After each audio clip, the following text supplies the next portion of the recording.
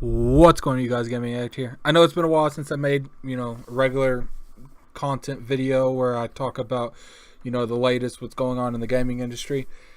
There for a while, I was just playing a lot of Cuphead. I've been playing a lot of Destiny. The Iron Banner just hit. But I feel like this loot crate has gotten so out of hand that I need to give my opinion on it.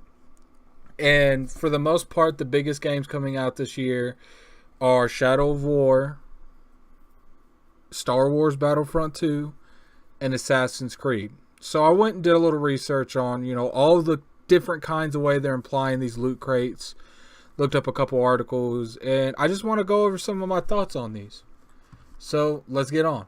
First game on the list is Assassin's Creed Origin. Now, Assassin's Creed Origin, they clearly have some kind of loot crate system in it, but what I felt what was pretty interesting is they don't have your typical loot crate system, something like that's in Overwatch. They don't have that. They have it to where there's a merchant that shows up and you have to buy it with in-game currency. And I think that's pretty cool. They have a traveling merchant post-launch who lets players access daily quests and buy, these chests which contain randomized weapons and gear. Thankfully, according to Eurogamer, these loot chests can only be purchased with the virtual currency. So I don't feel like this part here. I don't feel like this is an issue. This isn't an issue whatsoever. I think Ubisoft needs to be commended for this. They're not really pushing boundaries, which who knows what exactly they might have felt like they needed to push boundaries, but they saw the backlash that Star Wars Battlefront 2 is getting and Shadow of War, so they completely did a backflip, and I can commend them for that regardless of what their true intentions were. So, second game, it's Shadow of War. Now, I've read a couple things about this game. A lot of people I know that has played this game have told me that, they haven't felt like they need to buy it once. Here's some quotes. I never once felt like any part of Shadow of War would be easier by purchasing orcs or better gear. Comes down to it, be good at games. Don't be shit. I saw a video on IGN where they spent $100 on loot crates and he didn't really get nothing from it that he hasn't got from playing the actual story, which that's subjective because if it's randomized RNG, so one person putting $100 can get nothing but shit and another person playing $100 can get nothing but legendary orcs and be set for the whole game. But a lot of people are really mad about this game because it's single player, so a lot of people feel like single player games don't deserve and they shouldn't have any kind of not free to play, any kind of loot crates, anything of that according, because it's a single player game and they feel like they're taking some they're either making the grind longer, they're putting stuff behind paywall. Apparently it takes a lot longer to get the true ending of Shadow of War if you don't put money into these gold chests, which, look, you guys, like, this is something that's happening. I don't think this is going to go away any sooner.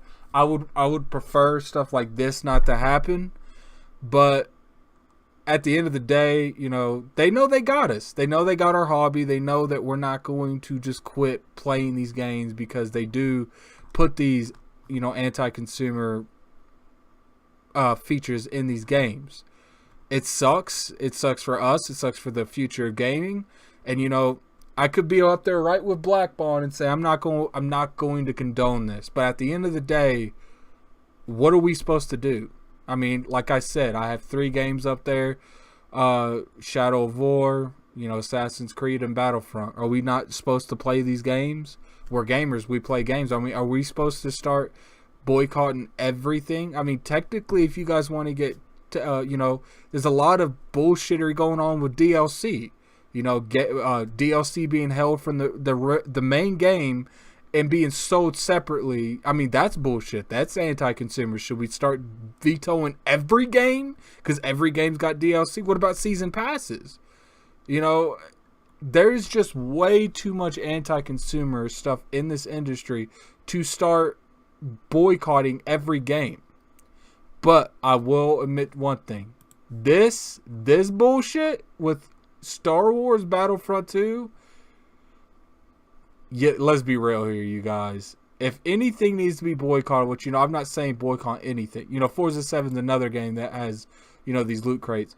But this game, this bullshit, this needs to be boycotted. If you don't, I'm never going to come at anyone for spending however they want to spend their own money. But this is a multiplayer game, and some of the stuff you get from these loot crates are crazy. I've seen people get, you get pieces to weapons, so you can drop a whole paycheck onto this shit, get every weapon in the game theoretically. I don't know exactly how it's going to be in the real game. This is just a beta. But, it's very concerning. It's concerning that stuff like this is going to happen often, and I feel like, I really do feel like EA on some dumb shit right now. EA, I feel like they've been doing good here recently, but not right now. And, DICE, I wouldn't really blame this on DICE at all. It's all EA. But, stuff a little bit, get your toes wet, these developers, especially with DICE. I mean, we've seen in Battlefront where they put shortcut packages, and I understand why they do that, but that's kind of the same thing. It's like, you're giving these people the tools to unlock everything and not really work for it, not get anything of it. So I understand that. I don't agree with it. I don't agree with any of this thing. I don't think really telling someone they shouldn't buy a game or even really boycotting a game is going to do anything. You're just one person, and chances are, even if a bunch of people in the community all say I'm boycotting this game, you're not going to get more than maybe 100,000 tops when games like this sell anywhere from 5 to 10 million, especially, Battlefront. I think the best thing you can do is if, get people like Angry Joe, Boogie2998, big YouTubers that they have a voice, they got a following, PewDiePie, regardless what the controversy stuff he's been in here lately. These kind of individuals, it's not even big people like that. If the community on Twitter started, telling these developers and telling these publishers and telling the community managers on Twitter they're not okay with that, that's the stuff they get. They do with the wallet, they do feel that.